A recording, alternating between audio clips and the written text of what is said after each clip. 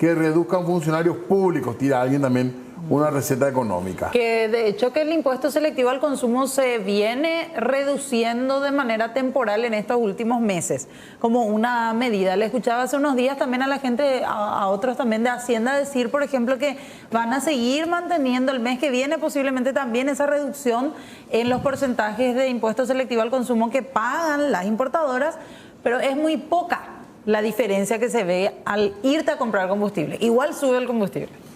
Muy bien, vamos a hablar nosotros vamos a seguir hablando de esto, pero también, por supuesto, veníamos anunciando y veníamos hablando de la necesidad, claro, por un término legal ya de lo que era el aumento del salario mínimo. Sube el salario, esto Sí. va a ser desde julio, sube el jornal, sube el trabajo por hora, suben los sueldos de la gente que tiene salarios distintos al mínimo para actividades específicas, así que tenemos que hablar de esto, el impacto también en el bolsillo, y ya estamos para hablar de esto con el doctor Pérez Javid, que tiene la gentileza también de recibirnos, podríamos decir, esta noche para charlar. ¿Qué tal, doctor? ¿Cómo está? Muy buenas noches.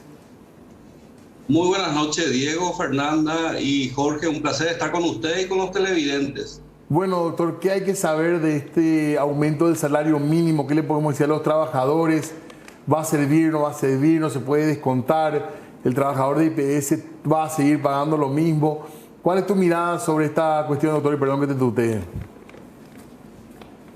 No, con mucho gusto. Es un tema bastante interesante siempre para debatir lo que es el mundo laboral. Nosotros tenemos una economía donde existe una informalidad muy alta, una informalidad laboral donde muchos trabajadores están excluido de un sistema de aporte al seguro social, justamente producto de esa informalidad, donde muchos empleadores trabajan en términos coloquiales en negro, ¿verdad? Entonces, esa situación hace que exista, por un lado, un perjuicio hacia la clase trabajadora dependiente que no puede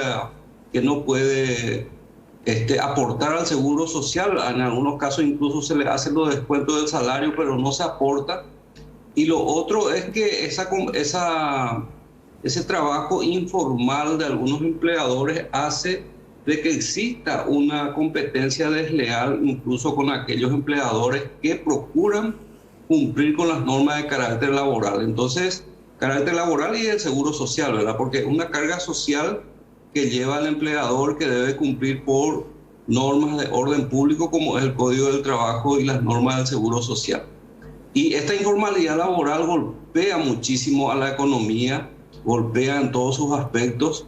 Y por supuesto, cuando hablamos de un reajuste de salarios mínimos, yo siempre hablo de reajuste porque no podemos hablar nosotros de un aumento cuando existe a la fecha una pérdida de poder adquisitivo en el orden del 38%. Si uno hace un paralelismo de la cantidad de reajustes salariales que existió de la época democrática y también hace una comparación de la inflación acumulada, se da perfectamente cuenta que el salario ha venido perdiendo su valor adquisitivo en comparación a todo lo que es el costo de vida. Y hoy día el costo de vida a todos nos está impactando, ¿verdad? Y por supuesto que un trabajador que gana un salario mínimo no va a tener lo suficiente para poder llevar una vida digna, pero entonces tenemos un problema de conceptualización incluso del mismo salario mínimo legal, que según nuestro código debe servir para la alimentación, la vestimenta y la distracción, medicamentos, etcétera. O sea, el concepto que le da el Código del Trabajo al salario es prácticamente un salario techo y no de un salario piso, ¿verdad? Como ocurre, por ejemplo, en Brasil, donde tenemos salarios mínimos que realmente son piso, ¿verdad? Y de acuerdo a la categoría profesional, los trabajadores en Brasil ganan 2, 3, 4, 5, 6, 7 salarios mínimos, ¿verdad? De acuerdo a la categoría profesional. Pero acá nosotros tenemos un salario mínimo donde casi todos van y califican dentro de ese pago. Me refiero al trabajador, muchas veces con alta calificación y otras veces no tanto, pero también tiene ese derecho y deberíamos revisarlo en el futuro en la aplicación y en el estudio de los salarios aquí en el país. Antes de continuar con los aspectos también económicos, políticos que está mencionando, que son muy interesantes, porque la gente quiere saber, el salario mínimo general se reajusta a 250.000 guaraníes, para usar ya el reajuste, doctor, porque queremos aprender. El resto de los salarios, ¿cómo hay que calcular? El salario mínimo a partir de julio, Sí. El salario mínimo legal para actividades diversas no especificada, es el concepto Sí. jurídico legal que se aplica en estos casos, ¿verdad? Entonces, ese salario mínimo legal va a ser de 2.550.307 guaraníes a partir de julio, con el reajuste. ¿Y cómo le decimos a la gente, por ejemplo, de algunos sectores que ganan un poco más como mínimo o que ganan menos como mínimo? ¿Cómo tienen que calcular para saber cuánto les va a corresponder ahora legalmente cobrar? Los jornaleros también, la gente que trabaja por hora. ¿Cómo hay que hacer ese cálculo, doctor, para contarle a la ciudadanía sobre sus derechos también de salario? Muy buena pregunta, porque acá suelen existir algunas confusiones, ¿verdad? En primer término, debemos referir de que el cálculo del salario diario, cuando se va a hacer sobre un salario mensualizado, debe ser dividido por 30, es decir, 2.550.307 guaraníes, que sería el salario a partir de julio, tiene que ser dividido 30 y ese resultado va a ser el salario diario de un trabajador mensualizado. Ahora, si nosotros queremos saber cuánto debe cobrar un trabajador que realiza labores a jornal, un trabajo a jornal, entonces la división tiene que ser salario mínimo legal dividido 26. Por eso siempre hay una variación entre lo que es un salario diario del mensualero y un salario a jornal. El salario a jornal siempre va a ser un poco mayor porque la división, para encontrar el resultado, hay que dividirlo por 26. Y por ejemplo, en el salario diario, que va a ser del mensualizado a partir de julio, es de 85.000 guaraníes, y en el caso del trabajador a jornal serían 98.000 guaraníes. O sea, esa es la diferencia. Y este tema es muy importante siempre resaltar, porque los reajustes que se dan en diferentes tasas o en diferentes honorarios o incluso en el cálculo de las prestaciones alimenticias siempre se hacen sobre el valor de salario a jornal. Entonces, por allí tiene que venir siempre los cálculos para cualquier trabajador o cualquier persona que tenga que abonar algún tipo de tasa o de impuesto o de honorario sobre la base del jornal. Y una pregunta frecuente también es el que gana un poquitito más del mínimo, el que había pactado por ahí 2.600.000 de salario. A esa persona no le va a tocar.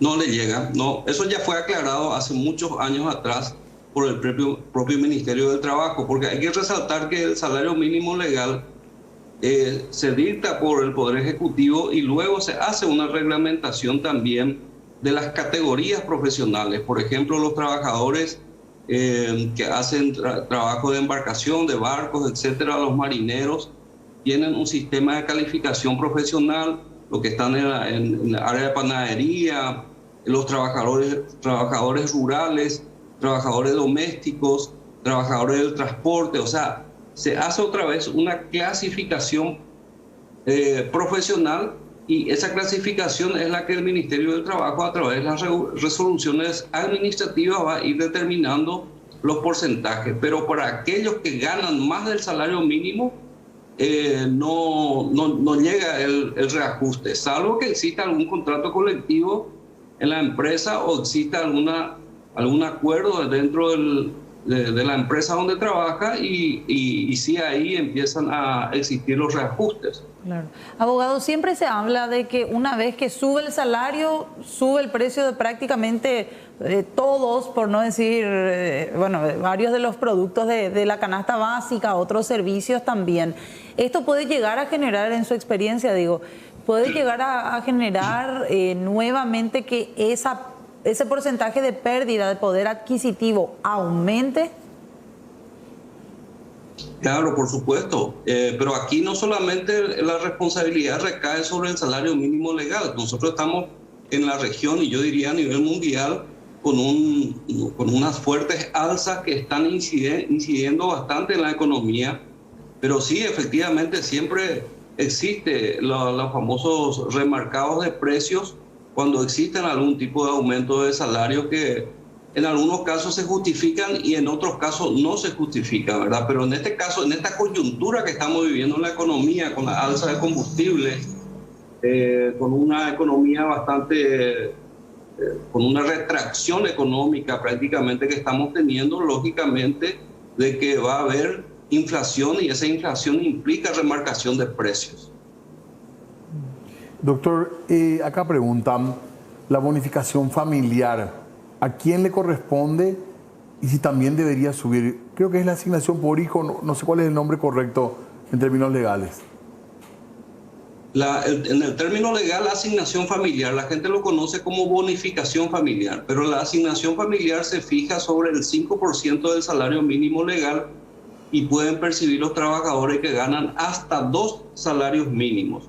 O sea, hoy día las personas que ganan 5.100.000 guaraníes, hasta esa suma de dinero pueden percibir la asignación familiar, que equivale al 5% de lo que percibe, hasta 2 salarios mínimos. Por hijo, doctor, ¿verdad? Por hijo, así mismo. No hay límite en ese sentido, entonces. No hay límites y el trabajador está obligado a presentar el certificado de nacimiento de su niño o niña y el certificado de vida y residencia que demuestre que de alguna forma está viviendo con esa criatura. Entonces, debe presentar esos documentos. Ocurre que muchas veces el trabajador o la trabajadora tienen hijos y no presentan el certificado de nacimiento. Entonces, después hacen la denuncia de decir, bueno, no me paga el empleador la asignación familiar, pero para que la asignación familiar deba o obligue al empleador a pagarlo, el trabajador debe presentar esos documentos y a partir de ese momento corresponde que se le pague la asignación, y si no paga, entonces incluso puede ser reclamado judicialmente en forma retroactiva a partir de la presentación de esas documentaciones que acabo de citar. Abogado, ¿y esto es obligatorio para todas las empresas privadas o cuál es el requerimiento para poder acceder a ese beneficio, por lo menos por parte del empleado? Es obligatorio. El Código del Trabajo es una norma de orden público y dentro de esa norma de orden público establece esa obligación al empleador, que no puede entrar a discutir, no puede estar diciendo yo no quiero pagar, no puedo pagar, porque es una obligación, es una carga social. Y el trabajador tampoco puede renunciar por el principio constitucional de la irrenunciabilidad de derechos. No puede el trabajador decir o la trabajadora decir yo prefiero no cobrar la asignación familiar, ¿verdad? Es un derecho que tiene y que no puede renunciar justamente porque es una norma de orden público. En otros países, la asignación familiar es pagada por el seguro, por la seguridad social, por el sistema de seguridad social. Por ejemplo, en Uruguay, el que paga la asignación familiar es el Seguro Social uruguayo y no el empleador. Entonces, aquí también, quizás en el futuro, haciendo varios reajustes, por supuesto, también eso podría ocurrir, pero para eso necesitamos hacer varios ajustes de carácter legislativo y también económico en cuanto a esa realidad. Sí, abogado, usted explicaba y me parecía muy interesante que la gente sepa bien cómo calcular el jornal y también la división que se tiene que hacer para saber un asalariado cuánto gana por día. Este mismo cálculo, ¿cómo se hace para aquellas personas, por ejemplo, nos decían empleadas domésticas que cobran por hora? ¿Cómo tienen que hacer el cálculo para saber con este reajuste cuánto van a tener que cobrar? Bueno, el servicio doméstico tiene que percibir, y ahí como ustedes ven en pantalla, el servicio doméstico tiene que percibir, y si gana el sueldo mensualizado, tiene que percibir igual que un trabajador del régimen general. Sí. Ahora bien, si va a ganar por horas, o sea, si va a hacer un trabajo por horas, entonces lo que ocurre es lo siguiente: se hace una división del salario mínimo legal, dividido 8 horas, que sale se divide en 8 horas, que sale el 85.000, 10.000 guaraníes, que es el salario diario, y ese salario diario a su vez vuelve a ser dividido en 8. Entonces el salario por hora equivale a 10.626 guaraníes y vamos a partir de la base de un salario mensualizado. Supongamos que el salario, en este caso, no sea una persona mensualizada, no va todos los días al trabajo, sino ocasionalmente 2 o 3 veces a la semana. Entonces ahí tiene que ser tomada el salario a jornal diario. Entonces el jornal diario, que es 98.000, tiene que ser dividido en 8 y eso da las horas laborales. O sea, por cada hora laboral son 12.261 guaraníes. Okay. ¿Hay responsabilidad en el caso que uno contrate empleo doméstico por hora? ¿Hay responsabilidad de pagarle IPS al empleado, doctor? ¿Cómo se hace eso en la práctica? Bueno, ocurre que además de la posibilidad de contratar por jornal, existe también el contrato a tiempo parcial. Contrato a tiempo parcial es una modalidad en la cual se puede establecer un contrato de trabajo entre 16 y 32 horas semanales. 16 a 32 horas semanales. La jornada dentro del régimen general es de 48 horas semanales y va a ser horario diurno. Pero este régimen de contratación a tiempo parcial lo que permite es contratar a los trabajadores entre 16 a 32 horas semanales. Entonces, dentro de ese régimen de contrato a tiempo parcial, que tiene que ser por escrito, que tiene que estar comunicado al Ministerio de Trabajo, etcétera, se debe abonar también el seguro social obligatorio en este caso, ¿verdad? O sea, por 16 horas semanales mínimos, el empleador está obligado todavía a pagar el correspondiente seguro social.